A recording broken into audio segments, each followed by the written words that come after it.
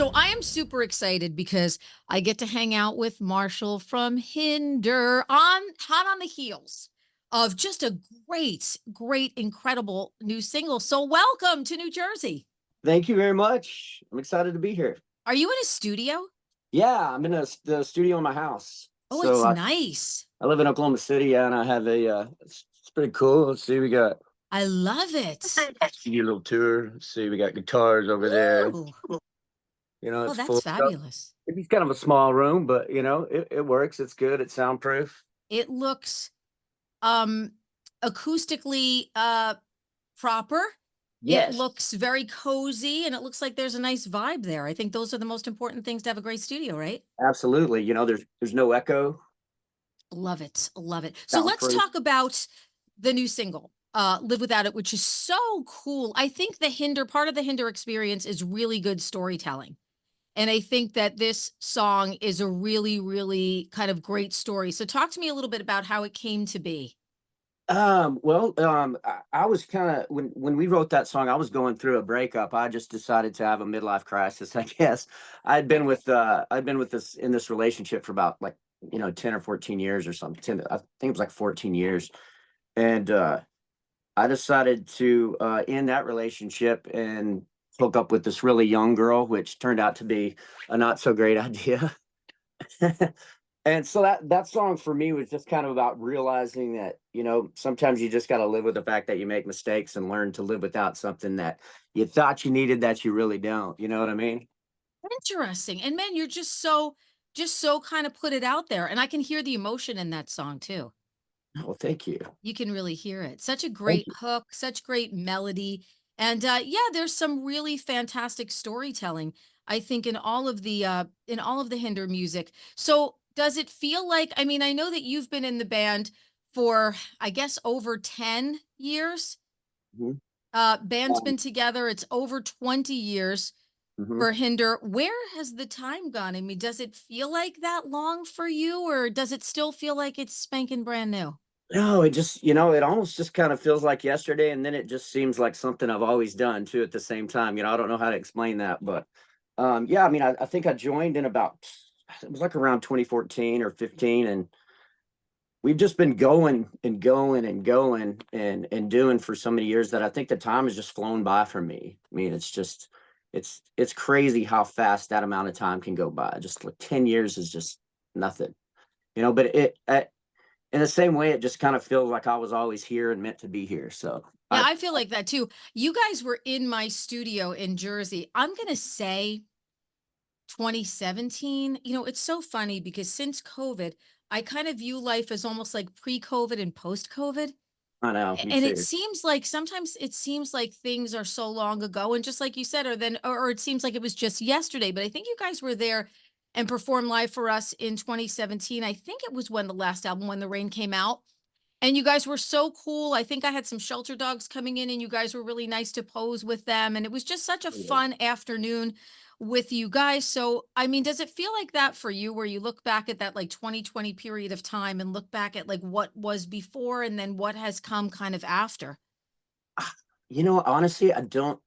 This is weird to think about, but I honestly don't even know if I remember what it was like. It just seems like a different life. It's like thinking back to high school. It doesn't even seem like It it happened, does. It does. And so now it just seems like a completely different world. So I don't even remember. And I mean, a lot of that might have been due to the fact that there was a lot of stress and a lot of drinking involved during that period of Same time. here. Absolutely. No You question. know, I think my alcohol intake went up, severely during COVID because we were just sitting around with nothing to do. It just the whole world stopped, and so Yeah, and anxiety at every turn. yeah. There was all kinds of anxiety, and you had all this extra time, and all of a sudden, like day drinking, because what else are we Mhm. doing? So I never remember having a cocktail, at 1 or 2 o'clock in the afternoon, and then all of a sudden it was like, let's have a happy hour, me and the That's dog, or me and that's whoever what we I'm do. stuck in the house with. So yeah, it was definitely crazy time.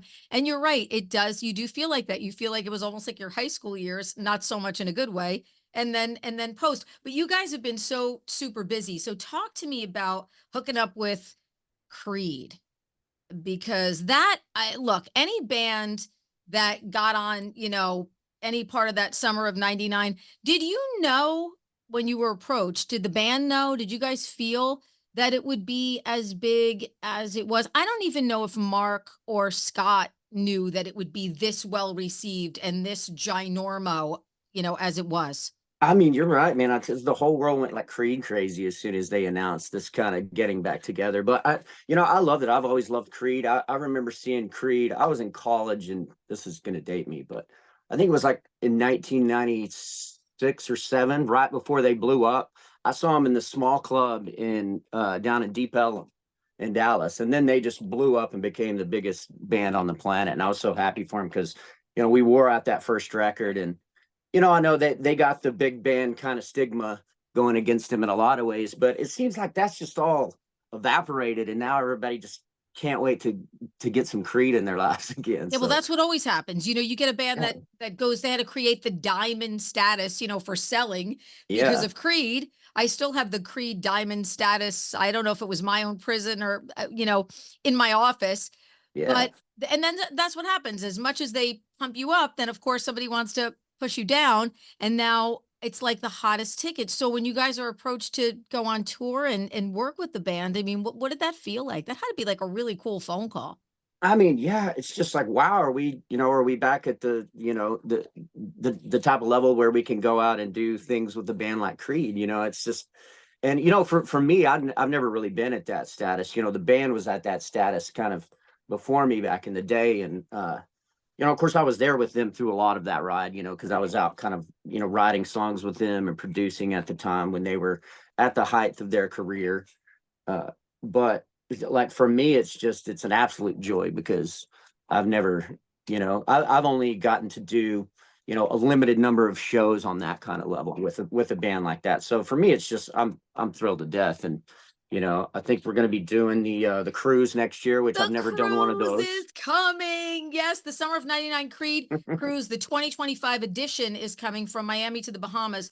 It's April 9th, I believe, through the 13th, and Seven Dust is on. Dude, Seven Dust. Hoobastank.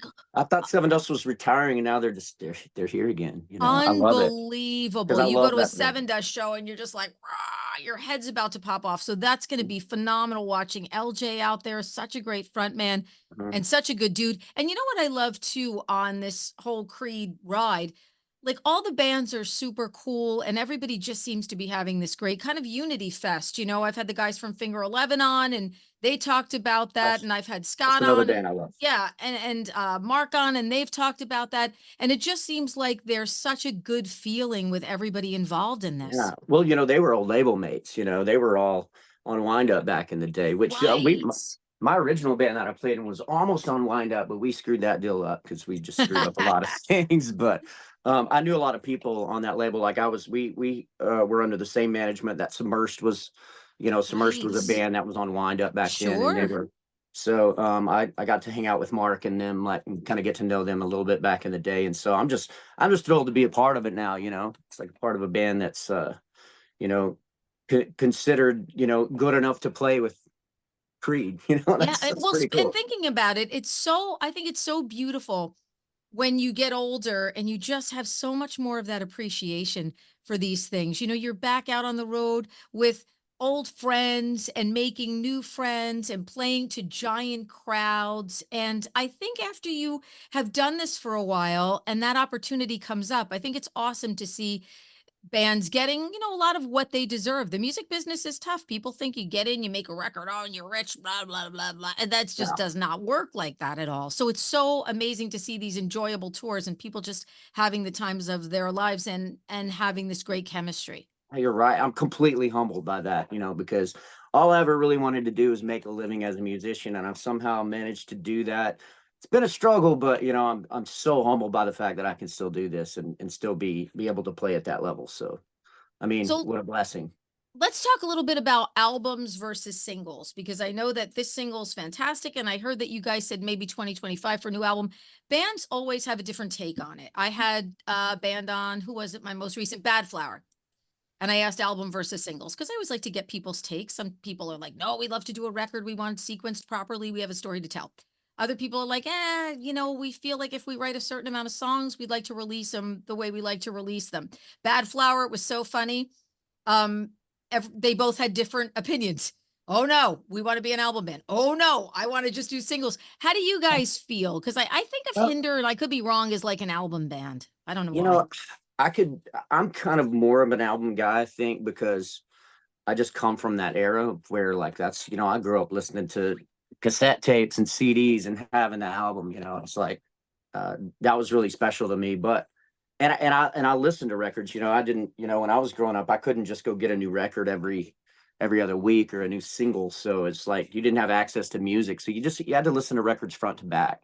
And I feel like that's a way that forces you to really get to know a band, and all the kind of ins and outs. But that being said, like we're not really we don't really write concepts for like records. We just we're a song band. We just write songs. And so a record is ultimately just a collection of songs. So I guess at this day and age, it doesn't really matter whether or not you release them one at a time or, you release them as a package. But I I kind of think there's still a whole lot of people that love to get an album, but there's still a part of me that worries about, the fact that everyone's attention span is so, you know, quick these days that they don't have the patience for a record. So in doing that, you end up kind of wasting a lot of songs as opposed to giving it a chance to be like in its own limelight for a small period of time. So I don't know. I can pick it or pull it, but Yeah, you had hit the nail on the head that Chris Jericho said to me. Because I asked him that question, and he kind of said, "You know what? I feel like I write all these great songs, and then I put them on an album, and three of them get heard, and then the rest fall by the wayside. And I probably should have released those at a different time." So, yeah, and um, then next thing it's like the label's coming back around going like, all right, where's the next record? And you're like, where's the whoa, next record? Yeah, yeah. nobody's even No more heard. singles. We're going out on the road. Where's the next Yeah. record? Yeah, I totally get it. So let me ask you: do you guys know that you're coming out to Jersey? Did they tell you about the WDHA parking Yes. lot party? I think it's gonna be on the 8th, right? It's on the 8th. Let me Yeah. explain to you because, all right, I'm going to tell you about the parking lot party because had I known it was going to turn into such a big station thing for us, I would have given it a sexier name. Okay. So let me tell you about this. All right. So it's COVID time, and people are still like social distancing and whatever. And I'm trying to think of the band. I think it was Crowbot was our first one. Oh So the man, guy, that guy's they an wanted to amazing come singer. in, and I said, "Oh, guys, it's all of us stuck in this cramped studio, and they want to do contest winners." So I said, "Listen, I have a better idea. Let's do something in the parking lot. We'll get, and our lot is big. It's very bucolic. It's really nice. It's not like this crappy, dinky lot. It's beautiful, very, trees and everything." So I said, we'll get like a caterer, we'll get some food. And this way we can do, instead of 10 winners, we could probably do like 50 winners. What do you think? So the guys are like, we're down, we're down. So we do this parking lot party with Crowbot, the very first one we did, which was probably, I'm going to say 3 or 4 years ago. That's how long we've been doing them. And people lost their freaking minds. That's amazing. Listeners loved it. It became like our most popular thing. So we've had so many phenomenal bands in, whether it's Coheed and Cambria or Asking Alexandria. This season we did Dorothy and POD and The Warning and Miles Kennedy and all of these really super cool artists. It's in the lot. You guys are playing kind of at the entrance of the station. So you guys aren't in the middle of our parking lot, but our audience is in the lot. And we have a tailgate company, Tapped. Hi to everybody at Tapped, who provides all the great food and all like the cool soft drinks. We're going to do like a really nice fall theme. And then we have Diamond Spring Brewing. They're a brewery, and we have Parking Lot Party beer now. I So love it's it. it's really fun, and you guys are going to have a Craft great beer. time. I am telling you, you're going to love it. It's super, super cool. It's invite only. We have a great group of contest winners, and I'm so looking forward to having you guys. Oh, we're stoked to be there. I can't wait. It's gonna be so much fun. It'll be good to see you again too. Yeah, we get to hang out and we get to see each other, and we shoot some awesome video, and just really, really, really fun. So I thank you guys for doing that, because I know your schedule's starting to fill up and you guys are getting really busy. You got some festivals and some shows and some different things, a lot of travel involved. So coming out to Jersey, we so appreciate that. Thank you. Well, we can't wait to be there. Thank you for having us. Yay. And by the way, if you aren't winning on the air, because the only way in is to win. So you got to either call us when we give you the cue to call in and win, or hit WDHAFM.com for everybody that wants to get in for the WDHA parking lot party with our friends in Hinder. It's a Come on Friday out and drink too. some beers. Yeah, Come on out and hang out. Absolutely. And it's a Friday. So Friday PLPs are always great. And people are like, November in Jersey, but we did our last one last year. I think it was almost to the day on November 8th at in the parking lot. And we had Austin Mead. And it was a really, really fun WDHA parking lot party. So looking forward to having you guys come by on Friday, November the 8th. right on. We can't Playing wait to be some there. Hinder tunes. We'll get some new stuff. I'm sure we'll get some old stuff too. And Absolutely. congratulations on just an amazing new single. It's Thank you so phenomenal. It's got much. such a beautiful, incredible hook, super powerful. Live Without It is out now.